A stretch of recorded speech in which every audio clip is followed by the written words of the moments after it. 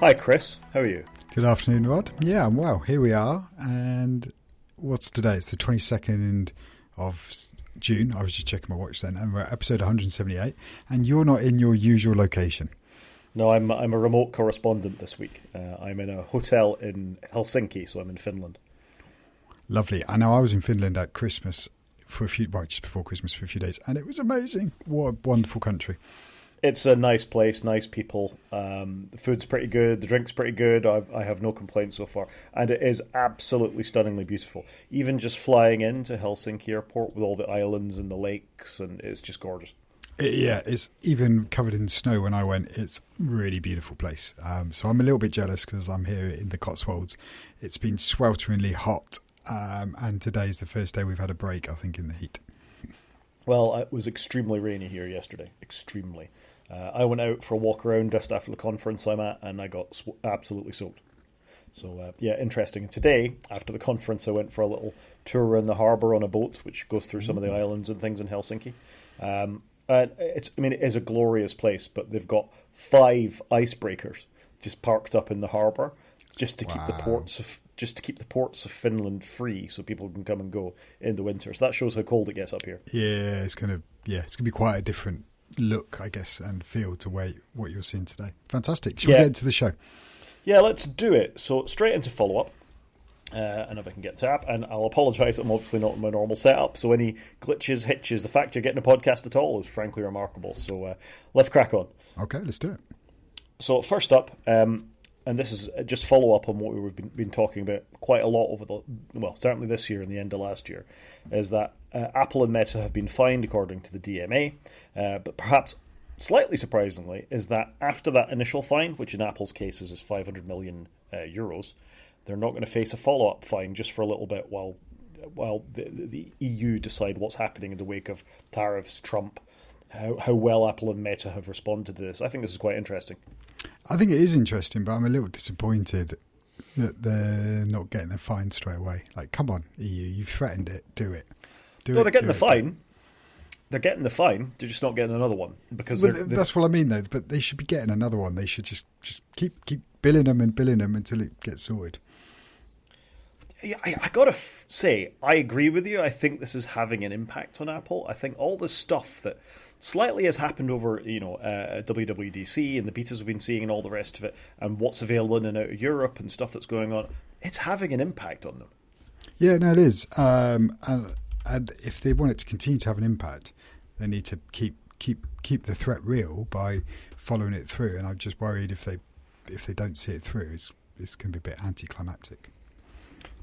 I can understand their hesitation. I mean, they face enough ire from Trump, and let's face it, he's lobbing various missiles around the world at the moment. He's a slightly loose cannon, isn't he? They don't want to raise even more ire in the United States, even though I don't think Apple is his favourite company at the moment. No, that is true. And we've got a story about a phone coming up, haven't we? So we can maybe cover that then. Maybe we can cover that then. Should we move on to the next story then? Yep. So this popped up this week. I think it was on Friday, actually, is when I saw it, Thursday. Apple Intelligence apparently went down on iOS 26 and in all the other betas as well. So it seemed to be down for a little bit and then back up again. And this seemed to be quite a big headline, which surprised me because it's a beta. Is it any wonder it goes down? I'm not surprised it's down. I don't think it should be that newsworthy. And sometimes I wonder whether these things go down ahead of the next release that's about to drop. There should be an update in the next week for the people on the beta. And sometimes I wonder, are they, doing an upgrade ready for the release to go out? Because there might be some back-end stuff that's required for that. So that's why I'm not that surprised. I really don't think this is a big issue. I agree. We've got stories later on about some of the Apple Intelligence stuff that actually is in the betas and is actually useful to use, the on-machine stuff. I find it that hard to get quite excited about a lot of the Apple Intelligence stuff because it is so minor. I think it's minor and it's had not a great birth, so I think it's put a lot of people off. Yeah, I'd go with that. Sticking with Apple in our next story, and you and I both may feel a little sad about this one. Apparently, unbeknownst to any of us, FireWire, both 400 and 800, has been dropped as of the 26 as beta 1. Aw. A little bit but given they're dropping Intel next month, or next year, sorry, I'm not that surprised. It is a bit sad, but I'm not that surprised that it feels like where they want to get next year is they're going to have all the legacy cruft taken out of the OS. That's what it feels like. So I wasn't that surprised this is going. Cruft is one thing. I mean, FireWire is a communication standard for those that are old enough to, not old enough to remember it being a thing. The very first iPod came with FireWire 400, was its main connection methodology between the Mac.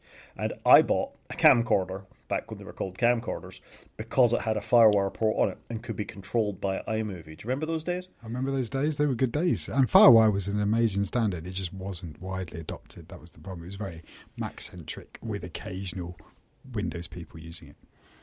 Yeah, Sony kind of went all in it as well. I think they called it iLink, I want to say, for the same sort of reasons that Apple did, so you could control media devices and not just speed. So FireWire 400 was the first thing. It was, I mean, at the time, USB was not a lot, 5 megabytes per second or something ridiculous. It was like 10 or 12, wasn't it? Yeah, something like that. And USB 2 made it a lot faster. And then FireWire 400, as it said, was 400 megabits per second. Then 800 was twice that again. I mean, USB-C and Thunderbolt have far supplanted this. But I suspect there's probably still the old FireWire device in people's cupboards. Someday they're going to want to pull a camera or a video recorder of some sort out and want to transfer that media, and it's not going to be possible. I imagine there'll be somebody with a third-party cable that will do what you need. You'll have FireWire on one end, USB-C on the other, and it will have some chip in the middle to do what needs to be done. A daisy chain of cables and adapters and things. But when did you last use 400 or 800? I went through my camera and I pulled all my recordings off about 6 years ago, something like that, I think. Okay, so a bit more recent than me, but you're not going to do it again, really, are you? I think what I did was I was looking at one of the last MacBook Pros I had that supported it. I thought, that port's going away. I may as well do this while I still can, and while the camera still works. So I made that. In fact, one of the things I pulled off there was your wedding. Wow, have you still got all that? Yeah. Oh, then I should get a copy of that off you. Didn't I do you a copy back in the day? I know, but we should probably just take a copy just to be on the safe side. That would be amazing. And score me some brownie points. I'll see if I can look it out. It'd be great. It'd be one of those things I'd sit down with the kids and watch. Because unedited video footage. They would love it. And I have to explain to them why it's not the quality that their iPhones deliver them instantly now. Going back though to the story, so FireWire 400, 800's going away. I wonder when Thunderbolt 1, 2, 3 will go away, because if you remember, that was I'm trying to, for the people on the channel, I'm trying to do the connector, the flat top down the side, then it's angled in, and then a flat, smaller flat bottom. That's not been on Macs for a long time. So I've got to think, I wonder whether that would go as well at some point. So that connector was the same shape as Mini DisplayPort, as I recall. Smaller. No, it wasn't. It was Mini DisplayPort was the same thing. You are sorry. I was thinking DisplayPort. You're correct. Yep. Mini DisplayPort. So I wonder whether that, as a technology, will go away at some point when they stop supporting it. Possibly. I mean, the fact that it's USB based, or at least there's a USB standard in there as well. It's backwards compatible with probably USB 3 or something like that. I don't know. It was quite quick. It may last longer because people have got those kind of connections. I still see Dell monitors with DisplayPort and Mini DisplayPort on them. Wow, okay. I see very little with Mini DisplayPort. But in some ways, it's a bit sad. But I'm kind of for it. If it means that they're going to remove some cruft and it's going to be better longer term, I'm all right with it. You're all for getting rid of the cruft, but Microsoft has built a whole career out of keeping the cruft in. Come on. I know. I still can't believe on my Windows 11 PC I get Device Manager. Have you got a Windows 11 PC? Of course you do, for gaming. For a bit of gaming. Moving on. All it has on it, just for clarity, is Steam, Battle.net, and I think that's it. That's really what it's got on it, and GOG, so we can play some retro stuff. And you literally boot it up, it's just got those icons on the bottom, and nothing else, because I don't need anything else. Fair enough. Moving on, and I thought this was quite interesting. It's actually an unusual link for us. It's to the Electronic Frontier Foundation. So we've talked about enshittification on this podcast, which was coined by Cory Doctorow, who used to be sort of the lead advocacy person for the EFF. And if you ever watch the IT Crowd or one of those things, you'll see lots of EFF stickers in the background. They fight for digital freedom. It's kind of their thing. But I just thought this was interesting that Apple released a statement to the Australian government basically saying that Australians are too stupid, in the headline of the article from the EFF, to be responsible for their own apps, and that's why you need an app store, and that's why you shouldn't be allowed to sideload like those idiots in Europe, because you're going to lose stuff and you're going to get viruses and your security is at risk. That's the crux of this article. It's pretty much what Apple have said to everybody, though, isn't it? That you're too stupid, you need to do what we tell you. Yeah, and we need to keep that lovely, services money come rolling in, don't we? I really wish Apple would stop banging on about this and carry on doing more to make sure the platform's safe and secure. That's what they now need, is somebody to point out that, well, Apple, if you did a really good job, sideloading wouldn't be a problem because it's all sandbox. You're the gatekeeper. Your OS is amazing. You shouldn't be threatened by this. Yeah, I mean, it's nonsense because, as we've repeatedly said on this podcast, Macs have had sideloading, or just loading as we used to call it, of software on computers for a very long time. And yes, viruses are a thing, but sensible sandboxing, digital signing, all that kind of stuff that you can do to stop it happening so explicitly. Come on, just let it happen up. Yep, we're there, aren't we? I want, and I think the rest of the world want, what the EU have got. Apple need to wake up and realise this. It's all going to happen at once. I mean, I think the dominoes will begin to fall pretty quickly here. Hopefully. I guess we'll see. As we said at the top of the show, the EU are pushing back on it a bit anyway, so, Yeah, that's true. How is iPadOS 26 working out for you? So, as we discussed before, I'm not currently employed, so I am using my iPad less than I have been. But I've purposely actually loaded it up and gone and used it a little bit to try out some of iPadOS 26. And I think Apple have got it right. I really do. It's a shame it's taken them so long. But actually, adopting large chunks of the Mac and the refinements they've made, I think are really good. Obviously, it's Beta 1, it's a bit buggy, there's a bit too much happening when you move windows around. Everything's jumping around a little bit, but that will calm down. I think it's really good. So that seems to be the sort of overall impression. And, we've talked before on this podcast about Steve Troughton-Smith and his, initially a massive Apple, not hacker, but he liked to hack on Apple products. Obviously a fan, has a number of apps in the App Store, including the wonderful Broadcasts and Pastel. Good developer, pulled a lot of the early secrets and strings out of the betas a few years ago. So he's been very negative about iPadOS, as has Federico Viticci. Both of them moved to a largely iPad-based lifestyle or development environment, and then had to pull back from it because of all the limitations. And Steve has come out saying, I've been using iPadOS 26 in the external display for a bit, and I have some strong feelings. It does need tweaks for sure, but not a lot of them. It's the closest the platform has ever felt to being a real computer. I would even go so far as to say the onus has now shifted back onto app developers to actually build the apps to make use of all. And I think that's very fair. I think it's a really good statement. I think it is really good from what I've seen. It does make me wish I had the slightly bigger iPad. It feels a little cramped at the moment on the 11-inch, but I'm hoping it will calm down. But I think what they've done, it feels way more intuitive to use, and it works for both touch and mouse. I think it's really cool. And even just, changing the pointer to make it more precise makes a lot of sense. Adopting the traffic lights from macOS makes sense. I think they've done it in a really good way. It now feels like, well, actually, if I did have an iPhone that was foldable, it probably wouldn't get rid of the iPad. Because what they would do is do on the iPad what they've done before, have the simpler form of multitasking, I think, and then you'd get a full-on iPad to do this new form of multitasking they brought to all the iPad models, which I think is massive. There's obviously been a lot of engineering going, and it does feel like the Mac and the iPad are sharing more and more as time's progressed. I kind of want to pull you up a little bit on that. I agree with most of what you said. I don't think this is multitasking. I think this is windowing, and I think they're different things. You could have lots of windows running the same thing, and there's a certain amount of multitasking going on in the background. We talked before about how many windows you can have before they actually just become frozen images of what they would actually be.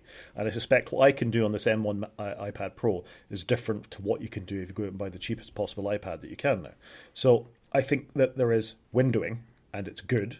It's not perfect, for lots of reasons. Traffic lights are good. I think I said in the last podcast, I think they should be permanent. I completely agree with you there. So there's lots of things can be tweaked, but I think this is a very solid step on the road to an actually useful iPad, and that's a huge thing that should be celebrated. 100%. And where we should be with the iPad now is it should be the computer most people went out and bought that weren't technically minded, that wanted just something that would allow them to do all their online banking, go to websites, do email, do some apps. The iPad should have had that spot, but it hasn't had that spot because it hasn't quite been capable enough. And this is the bit that I think gets it over the line. Yeah, I'm with you. I mean, Steve's sort of negative points about this is it needs a clamshell mode. I haven't tried this connected to a screen yet, but I'm surprised it doesn't. I guess you need the screen, but it's the same it's always been. You just need the iPad screen on. I don't know why they haven't done that. It's an odd one to me. A persistent menu bar, 100% agree. My use of it needs to be there. Even just make it a setting. Always show the menu bar. They've got one to always show the dock. Why wouldn't you have always show the menu bar? Yep. And first-party apps like I work in Final Cut need widescreen layouts. And again, I think he's bang on. I kind of agree with that because often when you're in the mode and you want the left or the right column to appear where you've got formatting tools, as soon as you move away, they disappear. Where it's like, well, actually, I want those to persist. And I think that makes a lot of sense. Yeah, I think it's a pretty good list. I would add to that a little more multitasking because we know the processors are capable of it. That I should be able to do 3 or 4 things. I should be able to export my DaVinci Resolve. I should be able to fire up a Word document or a Pages document and get on and do that, and then maybe start editing a podcast while I'm at it. There should be more multitasking. I can almost launch infinite apps on my Mac and set it doing things and leave them in the background. I don't need to leave a window in the foreground to be confident that something's happening. And the chip isn't that different from the one in the iPad. So that, for me, would be the final piece of the puzzle. Yep, no, I'd agree with that. I think they've made a massive leap forward. Massive. Good. It'd be interesting to see what the M5 iPad's going to look like later in the year. Somebody that hasn't made a massive leap forward, unfortunately, is Mozilla. And we've got a couple of stories, one after the other, and we'll treat them kind of as one. There was a story in the Register earlier this week on Tuesday the 17th about how Firefox is dead to him. Or dead to them, I should say, just because of all the changes, particularly around the changes in privacy policy, various bits and pieces that they're doing, killing off Pocket, killing off a few of their other sort of products in the background. It's kind of become the straw that's broken the camel's back for him, I think, with all these changes over time. And we'll talk about the next one in a minute. But it's sad to watch, isn't it? It is. It feels like Firefox should have come out earlier in the year and gone, here's our strategy, our manifesto for the next 18, 24 months. But they haven't really done that. They've just slowly done things and it doesn't feel very coherent. And a lot of things they've done are eroding what people expect Mozilla to do with Firefox. It's amazing because it is an open source browser, in air quotes, in the same way that Chrome can be de-googled and you get Chromium, the basic browser. I think we need to get what we've talked repeatedly. Chrome needs competition, and it's got Safari, which is market share because it's embedded on devices, let's face it. It's the easy option for a lot of people, isn't it? Yeah, I don't know many people would choose Safari if it didn't actually come with the device. I think most people ask for Chrome because that's just what they're used to. Definitely on Windows, everybody asks for Chrome, don't they? Yeah, and I run more Linux than you do. And Firefox is the default on most browsers, so on most distros. So they in some cases have an embedded presence, but apparently it's only about 3%, less than 3% of the browser market now. So they do need to make an impact on their users, and they do need to keep their business going, particularly as the money from Google's probably going to go away. But they seem to be going entirely the wrong direction and annoying the user base. Yeah, and I would agree with this. So I've started using Firefox, and I think I'm going to bounce away from it because I'm not enjoying it as much as I thought I would. I like the browser a lot, but then I had the straw that broke the camel's back for me because you'll notice where I'm on Safari this issue of the podcast, and it was this. This was a Windows report that came up with it that Perplexity, which is an AI company, an LLM company, popped up as my default search option one day when I launched the updated version of Firefox. I don't want that. I don't want that pushed to my face. Thank you very much. That's what's made me question my life choices at the moment. That exact same thing. It popped up and I was like, why is that here? I don't want that. Yeah. It's disgusting behaviour, really. That maybe if they'd pushed you to a blog post to read about it and the reason they're doing this is, I don't know, because all the sweet Google money's going away, and Perplexity are going to give them more, and they're going to be able to maintain the browser, and you don't have to use it, and blah blah blah. But they didn't. It just went use Perplexity, and I was like, I don't want that, thank you. Yeah, I don't think like I said, I don't think the way they're compensating it and going about anything has been terribly good this year. It's a very Microsoft-like move to just stick it in your face and say this is the way that it's going to go. Agreed. Which is if you've sought Firefox out, you're generally somebody that's gone to the extra effort, and I think they need to treat their user base differently. I would 100% agree. And let's face it, maybe the next step in this particular thing is that they do the same as Microsoft does, and they do just make it default for everybody because that's what they want, and that would be wrong for lots of reasons. Agreed. Yeah, speaking of wrong for lots of reasons, or maybe it isn't, I don't know. OpenAI, close bedfellows with Microsoft, I think it's fair to say. Close. Close. Well, they were close. Copilot was originally based on it, effectively, yes? Yeah, it feels like they want to go through some form of separation. Well, as with maybe some marriages, all marriages, you have a little bit of trouble from time to time, I think it's fair to say. In many cases, that leads to divorce, and that appears to be what's happening here. Yeah, it does feel like it. So OpenAI and Microsoft are in bed. Microsoft gave OpenAI $1 billion to get going and have invested more. They've got people on the board. And most of Copilot is, some form of OpenAI there in the background. It's really jump-started them. And now it feels like OpenAI, which I'm not surprised by. I think they got in bed with Microsoft to get them up and going, and now they realise maybe we don't need you anymore. We can do this on our own, kind of thing. And they now want to go through that separation, please. So they're apparently going to push the nuclear option, as your article says, and raise an antitrust complaint against Microsoft. Yeah, I mean, I got to think what they're doing here is they're going to do an IPO, aren't they? They want to float themselves in the stock market. They think, this is the next wave of computing that's going to come next. I got to say, bits of this feel a bit like the dot-com bubble to me. It's all beginning to feel a bit Web 2.0 to me. Yeah, I think that's fair. So this is the first sign of this, that a company like OpenAI now think they're probably bigger and have, in their minds, better brand recognition than Microsoft. Therefore, they want to sort of step away from them. I got to say, I watched a little video earlier of how many options there are to get Copilot in Windows. Even in Excel now, if you hover over an Excel cell, there's a little Copilot logo pops up in the bottom right-hand corner, or top right-hand corner, obscuring your view of your cell and your content.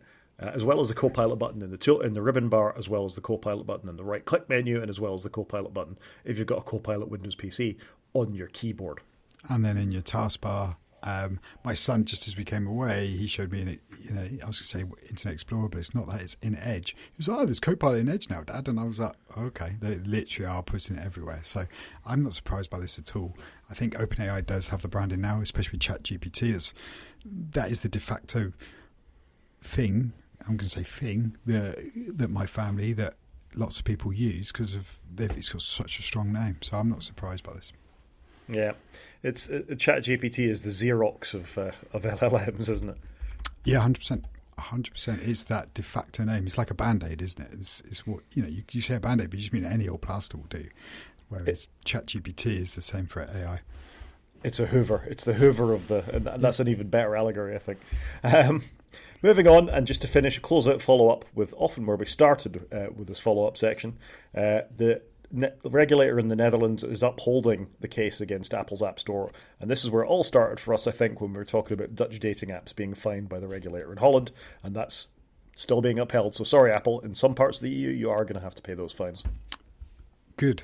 That's what I'm going to say to you. I think that is good. They should be paying those fines. Come on, fine them. I can only agree. I think that's it for follow-up. Have you got anything else for us? No, I don't think so. Let's slide into the news as DMs then. First up, the biggest leak ever seems to have happened on the 21st of June, or at least was investigated on the 21st of June.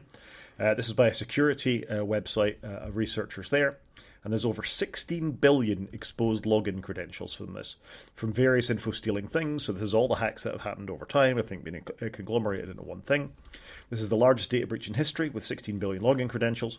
There are 30 different databases involved in this, from big companies like Apple and all the rest of it. It's recent. It's not just old breaches. There's new stuff in this as well. So, for example, I suspect there's probably information from Marks and Spencer's and the Co-op and Harrods and things like that in here too.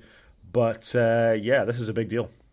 Sorry, did you say 16 billion? I said billion with a B. It's a big number, isn't it? It's a very large number. And as we've said before, the danger of these breaches is, even if you've changed your password from one of the other breaches, you probably think you're sitting pretty. But the chances are your email address is still there, your date of birth hasn't changed, your username that you recycle across all these things. So now your updated password, that for most people they only put in, maybe change, I don't know, once every 6 months if you're really good, maybe never if you rely on something else. This is a big deal. I think it is a big deal because it takes hackers that opportunity. Maybe, like you say, they haven't got your password, but they've got your email. They've got more information about you. And then if they get another hack, they get a bit more information about you. They start putting all that together. They can do a lot more social engineering. They can start doing a lot more to understand who you are, and then obviously how how they're going to attack you or try and do some forced resets. Would they then go after your email provider and try and hack them?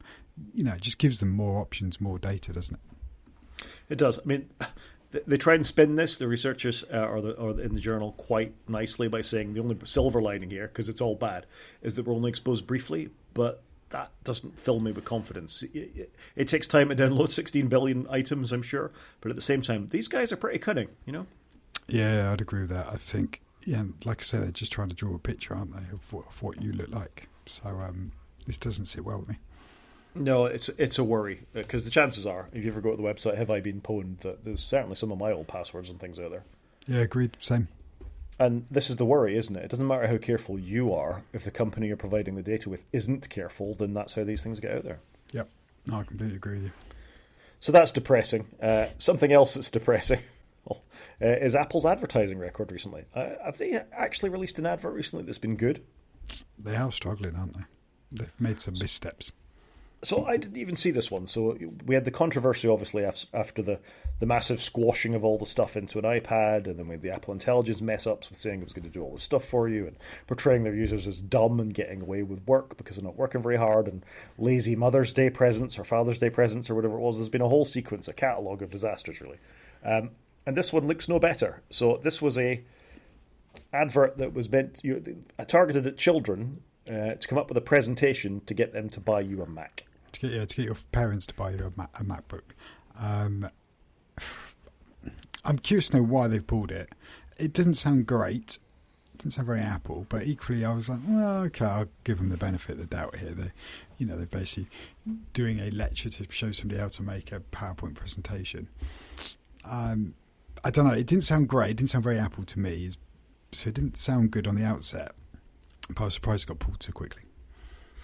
Yeah. I mean, it wasn't up for very long at all. It's been marked as hidden. I'd quite like to have seen it. If I'd been a bit quicker with this story, I would have liked to have watched the video. But I wonder what's happened. And equally, I wonder, what do they do to sign off on their adverts? Do they not think about some of these things? Do they not show it to a wide enough audience? I don't know. There's nothing secretive in here. Why wouldn't they share this wider than what they normally would? My feeling with a lot of this stuff at the moment is it's the emperor's new clothes, in the same way that we have the emperor's new clothes with Trump. I think we have a we can do no wrong attitude from Apple executives, and they just see things and they're like, yeah, that's what we do. It's cool, crack on, and they approve it, and off it goes. Yeah, okay, I can see that. It's not good. It's really not good. I mean, I'm going to talk about a software misadventure later on my trip, but every time I pick up a piece of Apple hardware, with the possible exception of my phone at the moment, I'm just reassured by what an amazingly well-made device it is. Things don't break generally anymore. We're well past the awful keyboards, all that kind of stuff. The displays are reliable. The batteries are good. It feels very well built. They don't feel like they're going to come apart in your hands. The displays are solid, but just the cracks are beginning to show. Not surprisingly, in the software, in the marketing, in the services, in the pursuit of profit at the cost of developers. Blah blah blah. I mean, this is stuff. Frequent listeners of the podcast know we go on about a lot, but this is just another symptom of that, I think. Yeah, sadly, I think you're right. I have put a story in here, mostly because I'm in Finland, I think. So this was a little post that I saw on Mastodon from Ben Royce, and documents the first ever meeting of Bill Gates, creator of Microsoft, and Linus Torvalds, creator of Linux. I just think it's incredible that they're now they're well into their 50s, aren't they, the pair of them, if not beyond in the case of Bill Gates. It's amazing it's the first time they've met. Yeah, I was blown away by this, surely. I know they're, to some degree, competitors, but equally, I'm amazed they've never met each other. They've never, paths have never crossed. I just find that completely bonkers to me. So the reason it's local to here is Linus Torvalds wrote Linux when he was at the University of Helsinki down the road from me. So this is quite a nice sort of bit of synchronicity for me.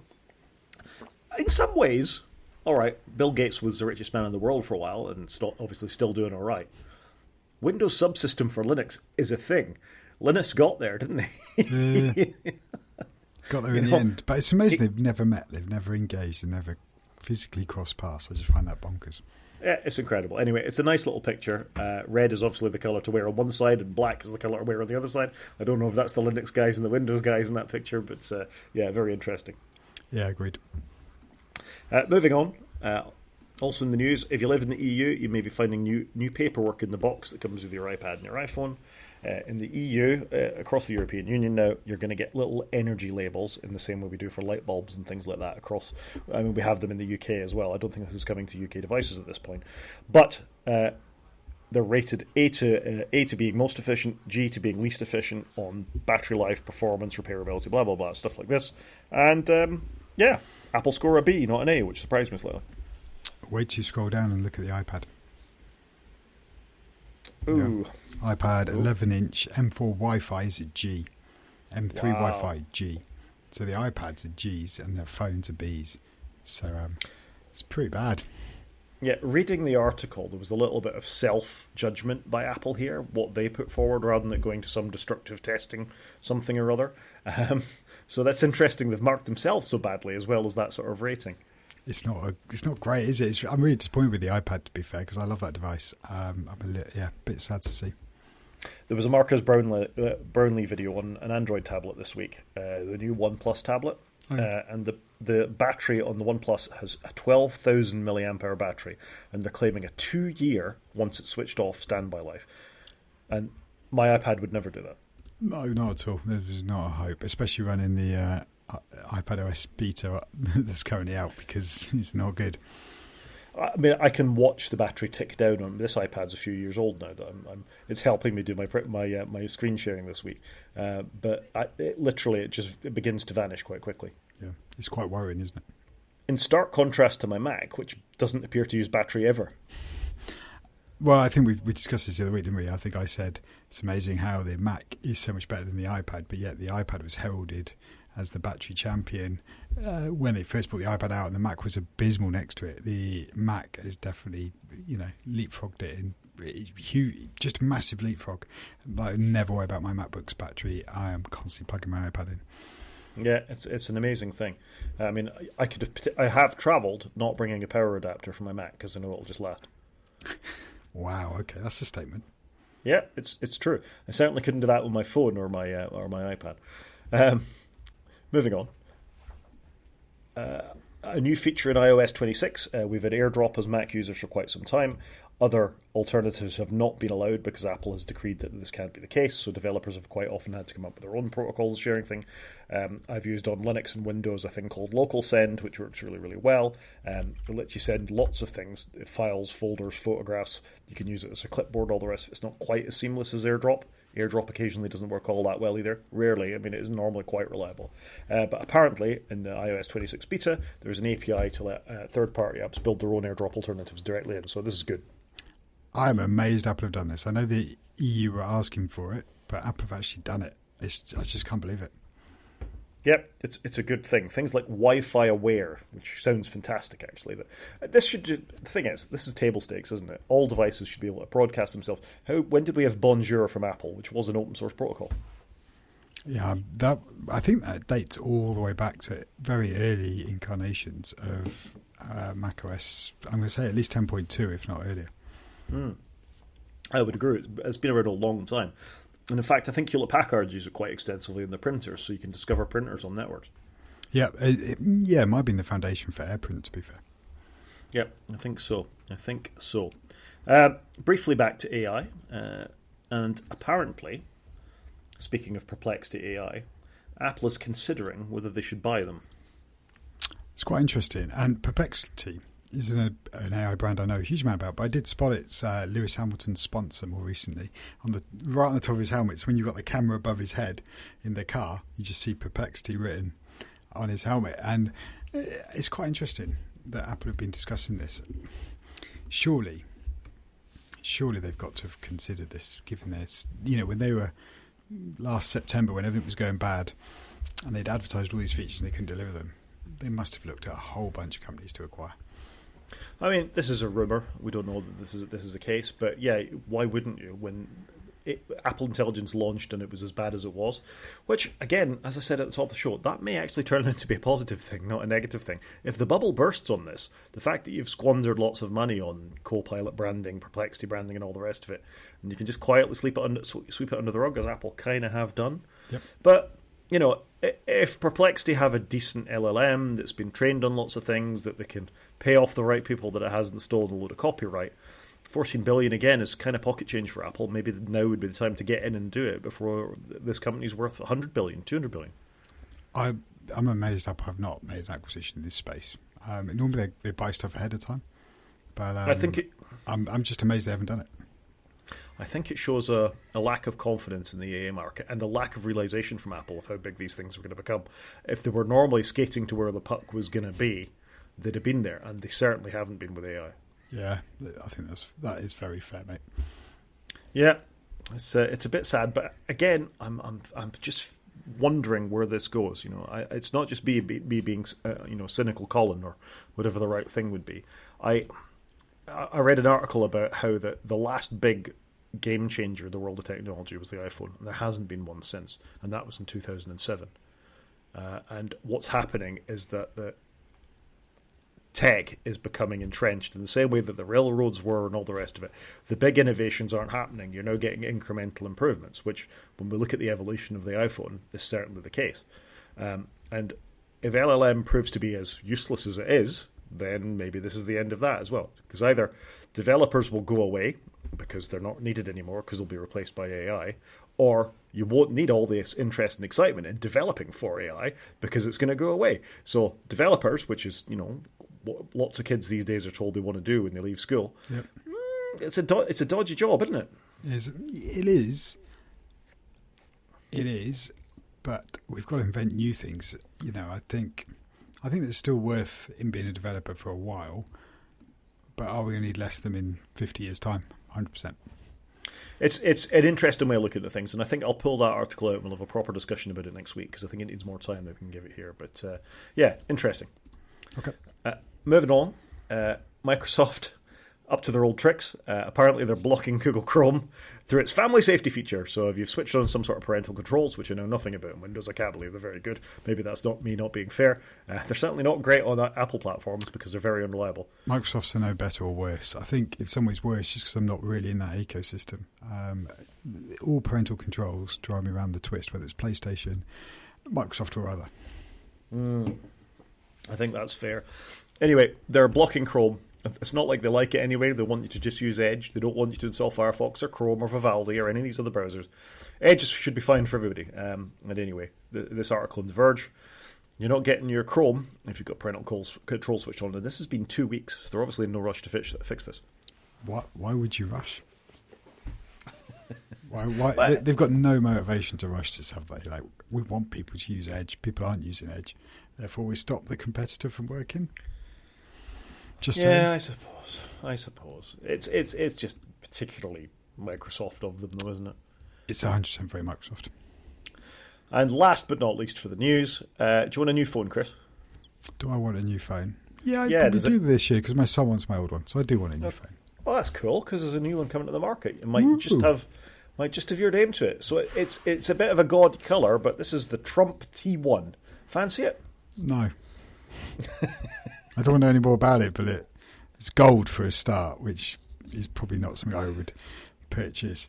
It looks odd. It looks like somebody's just taken elements of various other phones and mushed them into one in a big Photoshop. So this is Donald Trump's phone brand. It may launch with an MVNO as well. You may get a carrier with it too. That's still to be decided. But let's not call it vaporware, but this is going to be $499. It's going to run Android, and it's allegedly going to be made in the USA, which I don't see how it can be because they haven't got any of the facilities to make a device even like this. I think this is nonsense, frankly. It reminds me slightly of the Escobar phones. Do you remember those? Yeah, it does. Is the president allowed to release a phone? Like, is that allowed? Well, if you recall, before Donald Trump, all presidents used to give up all their business interests and move, whereas he is able to, get money for charging for dinners, to have questions with him as part of his Bitcoin venue. He's allowed to do this kind of thing. He's allowed to short the stock market by saying tariffs are going to change. Thankfully, he's a very honest and straight up dude, and this phone here, I think, just shows that he's willing to commit to make America great again, and make a phone say a phone's been made in America when it's not. And some of the stats on this, it's a big AMOLED, It's 120 hertz refresh rate. It's going to have a 50 megapixel camera, 16 megapixel selfie camera, 5,000 milliamp hour battery, USB-C, headphone jack, and run Android 15. I'm not sure how much of this I believe. I mean, if you can get all that in a phone for $499, fair enough. But agreed. The spec sounds very good. I don't believe it's going to be a thing, though. I mean, not at that sort of level. I think that's the question, is this actually going to come to market? When they say it is at the price with the specs, that's a big question. And made in America. Yeah, I'm curious on that one. So I think this is just fascinating, but if you want a really gold phone, and for anybody that doesn't remember, Escobar was Pablo Escobar's son, the drug dealer, Pablo Escobar, who gold-plated a couple of phones and sent them to reviewers to try and scam people out of their money. So Marcus Brownlee got one, a couple of other reviewers got them. The Gold Leaf was a very poor job. They did an iPhone and a Samsung Galaxy Fold. And they were total vaporware, so people were ordering these things and not getting phones in the post, even though, I mean, it was an amazing thing. It's worth seeking out Marquez's video on the Escobar thing. But, yeah, gold phones. I think it's not a great look. Completely agree. I thought there's much more to say. Should we do a car corner? Let's do it. Car corner that only has a bike in it, so that's worked well. I'm beginning to think we should have called it vehicle corner. Your transportation area. Mobility mile, I don't know. Maybe we shouldn't name things. Yeah, we're not good at it, are we? Somebody that should be allowed to name stuff, though, are Van Moof's co-founders. So, obviously, when McLaren bought them out, as we talked about in this podcast, that the Van Moof brand went to McLaren, or McLaren something. It's not just McLaren, it's like McLaren... Is it like applied or... I can't remember it, but it wasn't just McLaren, was it? Yeah, the car maker's parent brand. Yeah. Anyway, Van Moof have designed a bike for rally, that good old-fashioned British brand, which I don't think are British anymore, actually. They're owned by somebody else. But I think these are quite solid-looking bikes. Very Van Moof-looking, actually. They do. They look Van Moof, but it's slightly different. And I think it looks quite good. I like it. I like it too. It's got the same sort of integral frame and battery type stuff that's built into Van Moof. I can't see... It's certainly got a rear... light built in. That's one of the things I like most about my bike, is it has lights built into the frame. I don't need any sort of accessories on top of it. Nice sort of clean look a little more rugged than Van Moof's. My Van Moof is very much a street bike. You know, this looks more like a hybrid for going up hills and things like that too. Fair play. Good that sort of design sensibility is making its way around. Yeah, I completely agree. It's great to see the Van Moof people carrying on, I think, because it does feel like they were onto something. Yeah, I agree. And I like Rally as a brand. My first couple of bikes were Rallies. I had a Rally Grifter when I was a very, very young boy, which sadly got run over by a truck, and I was very sad. But it was cool. It looked a bit like a chopper. It had 3 gears. I loved that bike to bits, so I have fond memories of Rally. I had a Rally Grifter as well. There you go. There you go. There you go. Look at that. There's something we didn't know we had in common, Chris. There we go. Yeah, there we go. Shall we do some media? Yeah, why not? And this first one, no spoilers. Of course, no spoilers. So, as listeners and viewers may know, Chris and I are big fans of Race Across the World, the race that starts in one country and ends in another. 6 stages and many thousands of miles later. The most recent season came to a stop 2 weeks ago, I think, in the UK. We haven't talked about it since, so I thought it was just worth bringing up. I thought it was a fantastic final. We can talk about the final, so I thought you were going to talk about the reunion afterwards. No. It was amazing. The final was so good.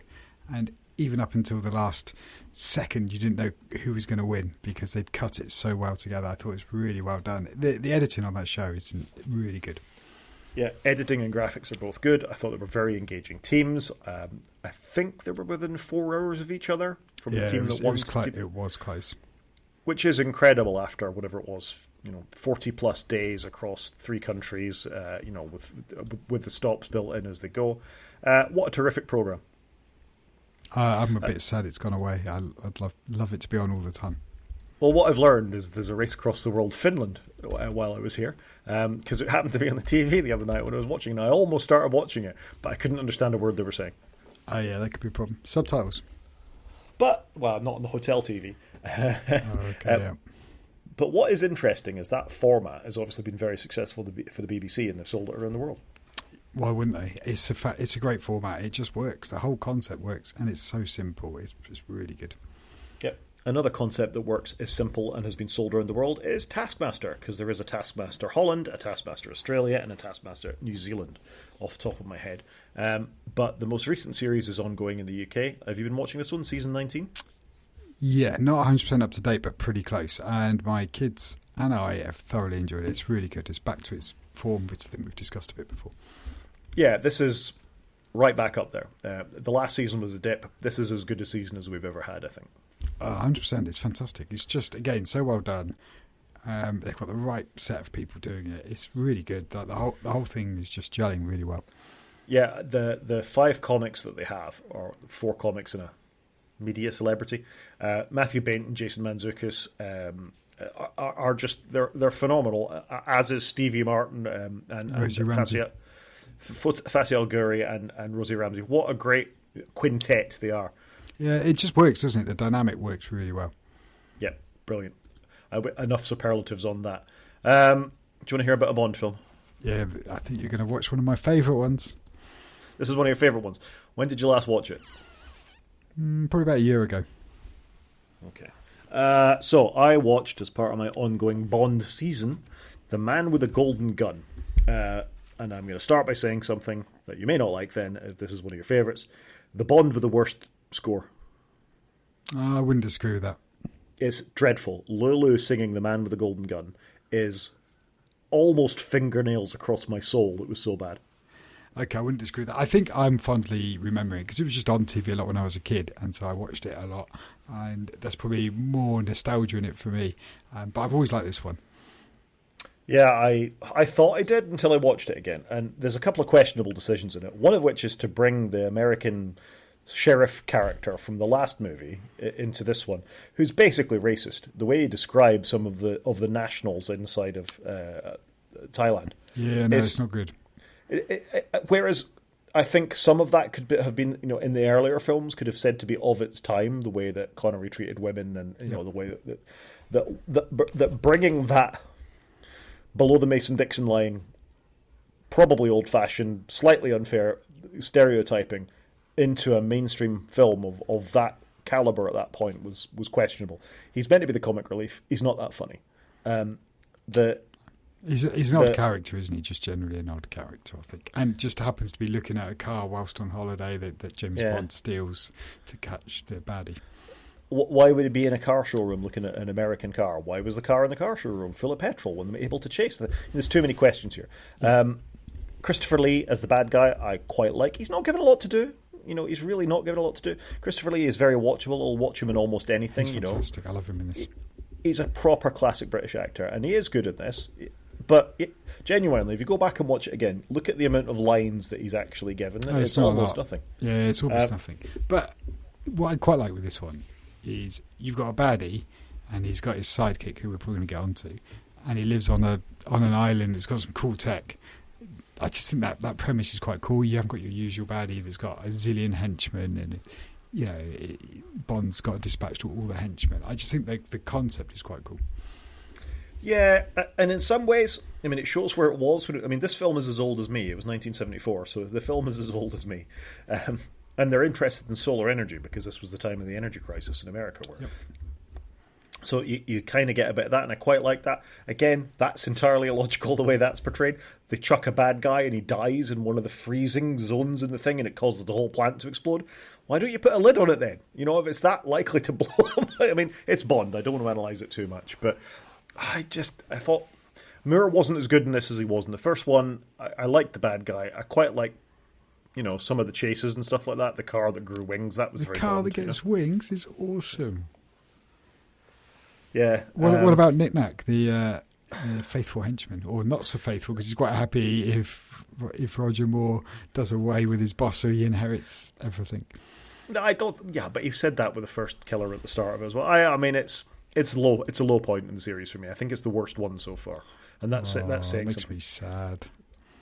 So 40% on the critics' choice, only 55% on the audience, and I'd give it lower than that. For me, this is a 30% of his lucky.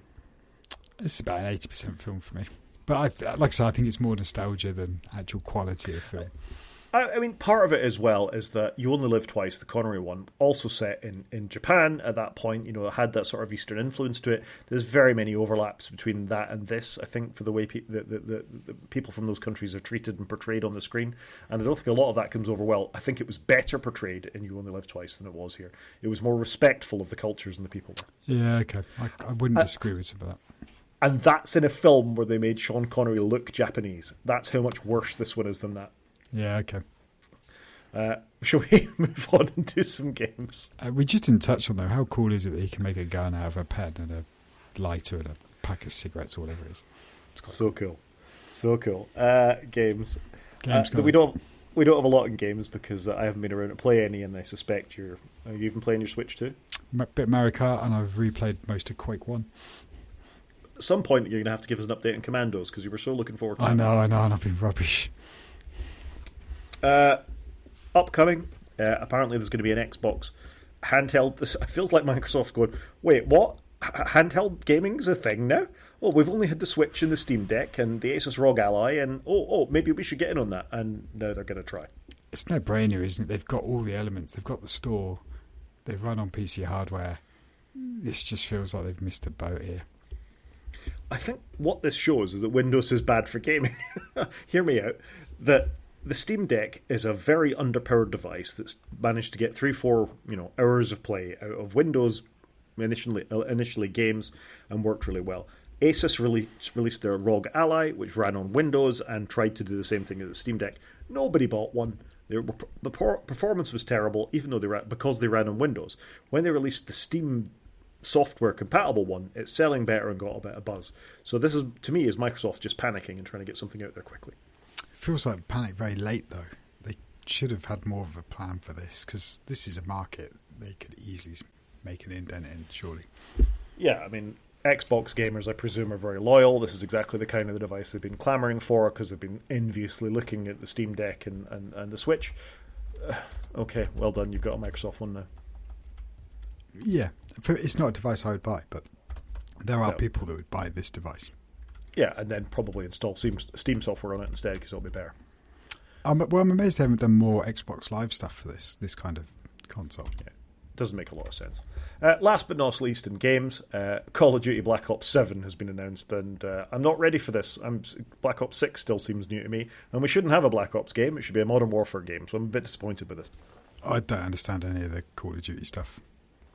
The really weird thing about this is games of this nature, first-person shooters, generally do badly when they leave the modern era, so people want the weapons of now, for want of a better word. When they start being Second World War, First World War, whatever, they don't sell well. When they start being futuristic, they don't sell well, because you may as well go and buy Doom.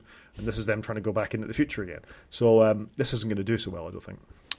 Right, okay, that kind of explains a bit more the chronology, I guess, of what to expect. Now, I quite like the World War II stuff, but maybe that's just me. But I can see why people wouldn't like it for multiplayer games, because you want stuff of today, you want it to be fairly quick, you want to understand it. Whereas I guess if you're going for future stuff or legacy stuff, it's just not as engaging for online. It's probably better for campaign play.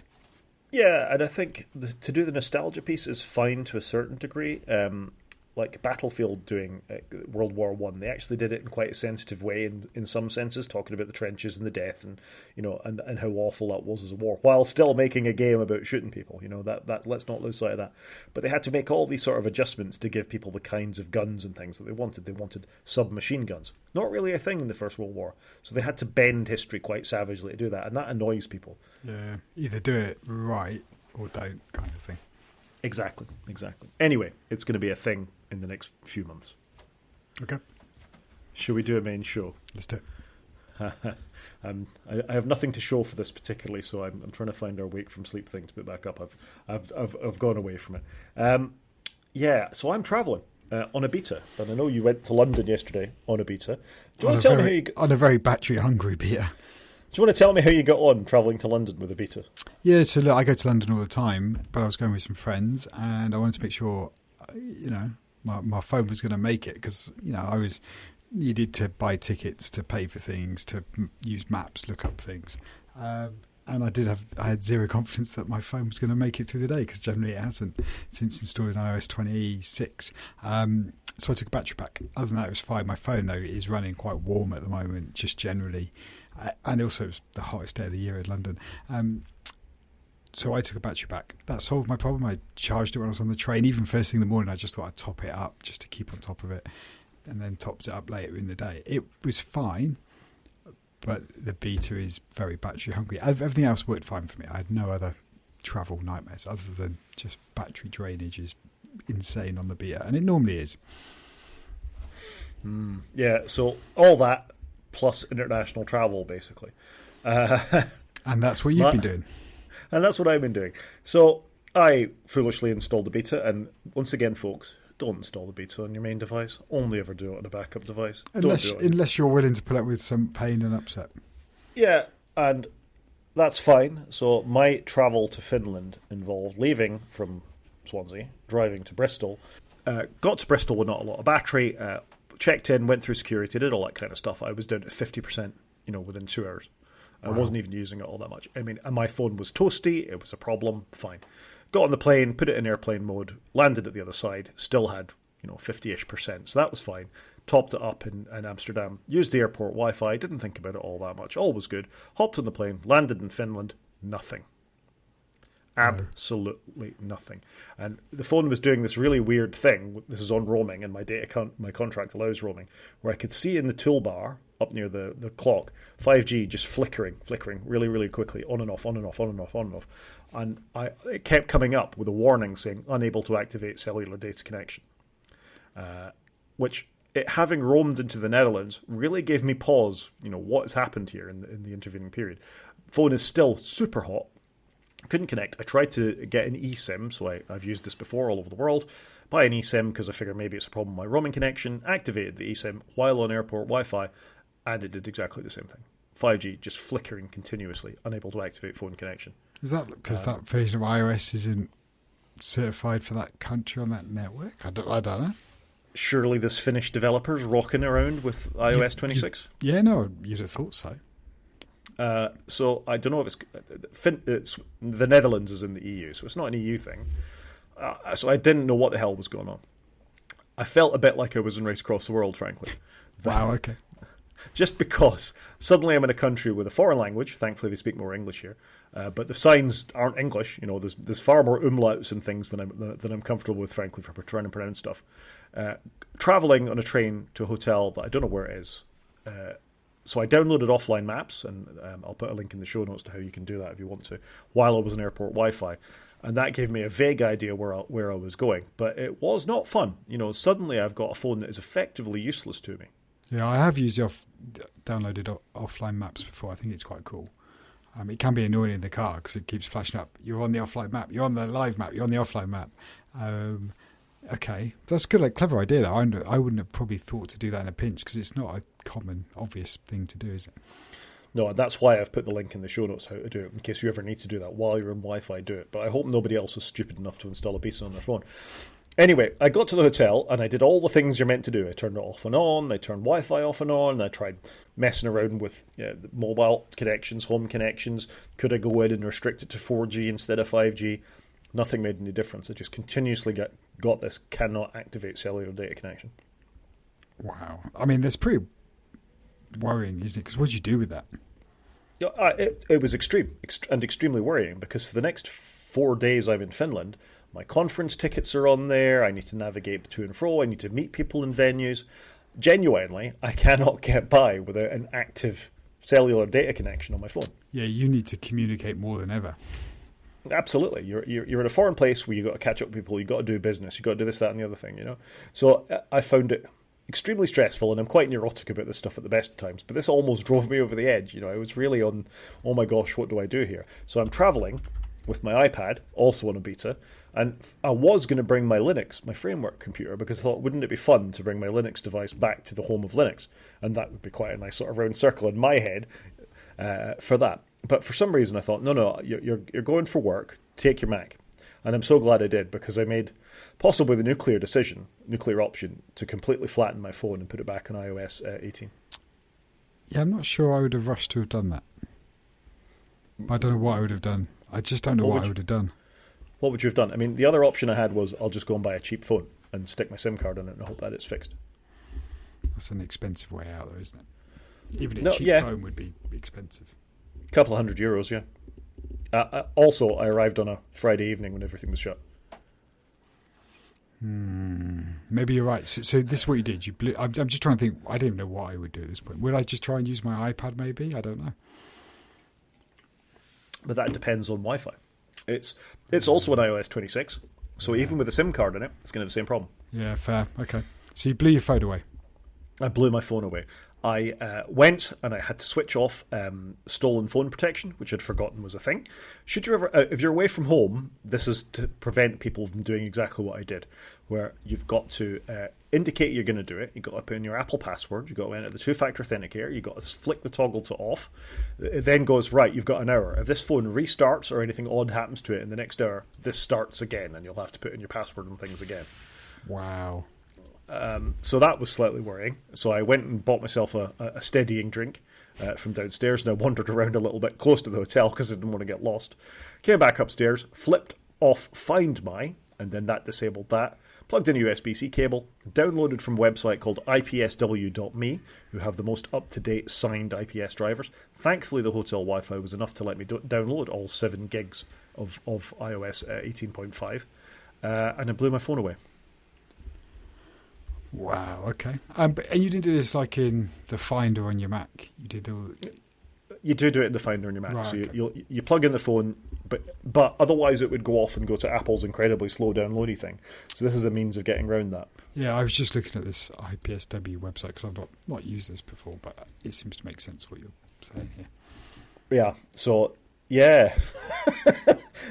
So that was horrifying because there was a couple of thoughts as I was blowing this away. One was I just activated my free conference citywide transportation tickets. So that was €50 that I'd just thrown down the toilet, which was a problem. But thankfully they were free. I just meant I had to buy a ticket myself and I wouldn't be able to claim it back. So that was and that was annoying. There was a couple of pictures that I'd taken as I'd been wandering around that were now gone because they hadn't had a chance to synchronize in iCloud. They wouldn't have resynced. All my credit cards and debit cards are in the wallet, and they need to be reactivated. So if they hadn't come back on, that might have been a problem. Yeah. Did you take physical cards with you? For once, I actually did. I don't always, but sometimes. I don't. Yeah. And last but not least, my Volvo's key is also on my phone. Yeah. And you normally have to be in my BMW. You have to be in the car with 2 keys to activate another one. Another one. So that's gone too. I'm still in Finland, so I don't know what's going to happen with that. The only thing is, I also have it on my watch, and I haven't blown away my watch. My watch now thinks it's not attached to a phone. I was going to say, is your watch grumpy because it can't see the phone? It's a little grumpy, but it's just saying I'm out of contact with the phone. So okay. I'll repair it when I get back to the house. Well, yeah, that's a problem for another day, isn't it? Yeah, but I'm so glad that I decided to bring the Mac because I wouldn't have been able to do this with a Linux laptop. Yeah, I guess you can't do it from the phone, can you? No, you can't. You can't go back to you can just default. You can just erase, yeah. And it may update to the latest version, but it won't go backwards. But it's already on the latest version because it's on the beta. And the most annoying thing was, as soon as the phone came back online, and I was really glad that it did, I had visions of me having a brick entirely. And the fact that it worked and it immediately started roaming was a good sign as well. There's a lot to go wrong doing something like this. Jeez. I wonder now, if you updated it, don't do it, but to iOS 26, whether it would work, because your SIM's now registered in that country and roaming's working. But I don't see how it could have been the SIM thing, because I downloaded an Airolo local SIM card, eSIM card to it. Okay. So it's not the SIM card. It was something in the software stopping it happening. Wow, I wouldn't have foretold that. I mean, I've travelled before with beta phones and it's been fine, but wow, okay. But the false sense of security from being in the Netherlands, where everything was working, to then I hopped one country over and everything went boing. Oh, my lordy. Okay. Wow, what a trip. Good job you weren't with your family, because they would have been cheesed off where you were sorting your phone out. Yeah, like I say, I'm neurotic. I had to fix it at that point to the exclusion of all else, and that's a problem. I'm not paying enough attention to what's going on around me, really. I would have been an easy target for a mugger at that point, let's just say that. Yeah, but a lot of people are when they're flustered. I would be exactly the same. Yeah, it's a lot at once, isn't it? You've been travelling since 4:30 in the morning, your tech's not working, you've got X, Y, and Z. I'm also glad that I didn't have this Mac on the latest version of the beta either. It's on good old-fashioned, and it ain't changing, baby. Yeah, that could have been problematic for you, I guess. Yeah, so there you go. That's a story of my travelling, and if a reminder if ever one was needed, never ever install betas on your primary device unless you're absolutely sure there's going to be no curveball thrown at you. Exhibit A, Chris holds up his iPhone running iOS 26. Yeah, well, I was fine when I wasn't doing anything weird either, but there you go. Don't travel. I'm just going to stay here, I think. I don't need to go anywhere. There we go. Should we do App of the Week? We should, but just to highlight, though, I think it's interesting, kind of with both your watch and your phone, that they both need another device. They're not, neither can be truly independent, which is interesting because kind of by now you'd have thought Apple may have tackled this, that, oh, look, I want to roll it back. I'm on a beta, I want to roll back. Because going on the betas is a lot easier now. You don't need a Mac, or you used to have to go onto iTunes and do it, if I remember correctly.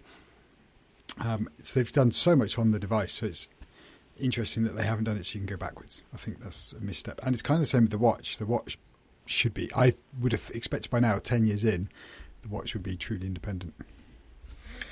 Yeah, it's not. It's not at all. It's really that's not what you're highlighting, isn't it? Neither are really independent. And it's the same on the iPad. The iPad still needs the Mac if you were going to do the same thing. So I'm surprised they haven't tackled that thing. Yeah, I mean, it's odd this time I decided to travel with so many devices. I wouldn't normally. I'd normally just chuck my Mac in a bag and off I'd go. But for some reason I decided to bring the iPad with me as well. And I think in the back of my head I had thought, iOS 26, I might try and record the podcast on that. Because that would have been an interesting thing to do. But that would also have been disastrous. And I think the reason I did bring it was, no, don't be silly. There's enough variables here. Just bring a Mac is reliable that I'll be able to record the podcast on while I'm here. And I'm so glad I did.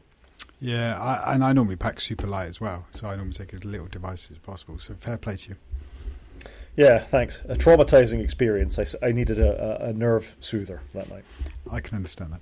Because that, what you do, everything's on your phone. You need that for travel so much.